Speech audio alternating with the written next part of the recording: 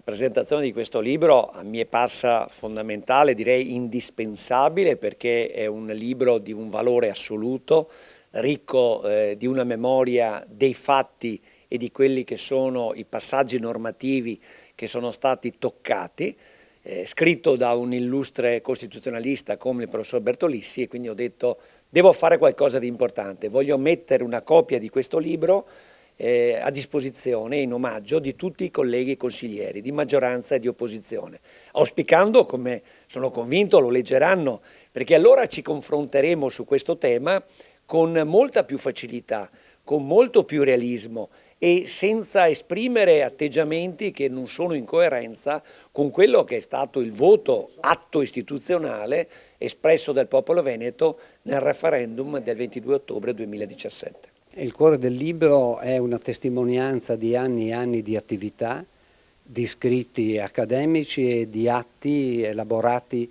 per i giudizi davanti alla Corte Costituzionale. Ovviamente bisogna leggere queste carte, che non sono tra l'altro tutte pubblicate, e dalle quali si può comprendere che cosa la Regione del Veneto ha fatto, con quale determinazione e soprattutto con quali argomenti. Gli argomenti fatti valere sono molto diversi da quelli di carattere puramente formale, oserei dire metafisico, che si ritrovano negli atti delle controparti, e si è in grado anche di capire quale valore ha la sentenza numero 192 del 2024 che viene continuamente ripresa. Penso che non sia stata capita, o se volete, letta in una prospettiva che pare collocare tutte le vicende istituzionali fuori dal tempo e dallo spazio, perché voi non troverete l'indicazione di un fatto e di una conseguenza che non sia puramente teorica. Quindi è discorso per ipotesi, tra l'altro fondate su degli assurdi, e cioè uno Stato che non ha mai dato niente viene identificato come uno Stato che subirebbe una rapina di tutto senza poter reagire, e la Corte si erge a presidio di queste iniziative che sono assolutamente inesistenti e destinate a non prodursi mai. Quindi vi ho anche detto che cosa penso di queste giaculatorie.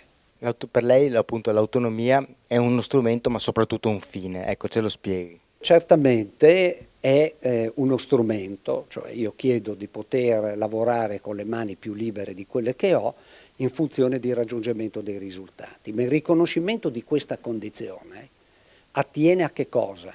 Al pluralismo, ma soprattutto alla libertà che ti viene concessa.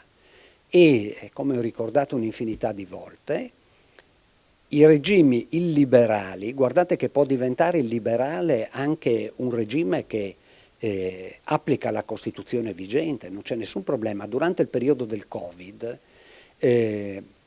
norme costituzionali assistite da riserve assolute di legge sono state sistematicamente violate, e cioè si sono prese decisioni che hanno limitato, direi a 360 gradi, tutte le libertà della parte prima della Costituzione, e lo si è fatto senza l'intervento del Parlamento, quindi con atti la cui genesi anche era sconosciuta, fatti salvi dai giudici. Anche questo deve preoccupare, perché è facile dopo mettersi in una situazione per cui si può dire allineati e coperti.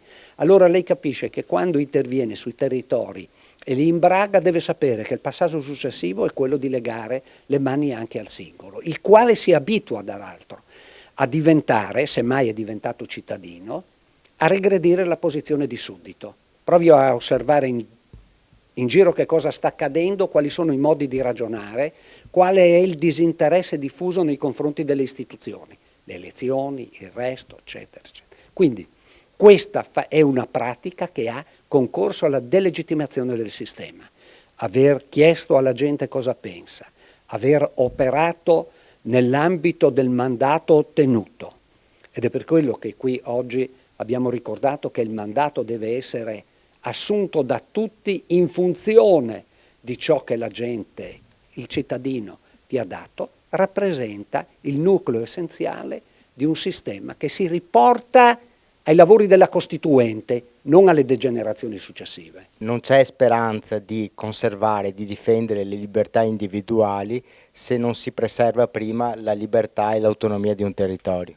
Guardi che questo è capitato in Italia con l'avvento del fascismo. La prima operazione fatta è stata quella di trasformare la carica di sindaco e presidente della provincia da elettiva in nominata, e dopodiché che cosa si è fatto? Si sono conculcate tutte le libertà individuali. Se lei va in Germania, l'operazione è stata fatta da Hitler con i pieni poteri accordatigli dall'allora presidente della Repubblica di Weimar, il quale ha fatto in contemporanea, ha sospeso tutte le garanzie individuali, costituzionali individuali, e ha soppresso i Länder.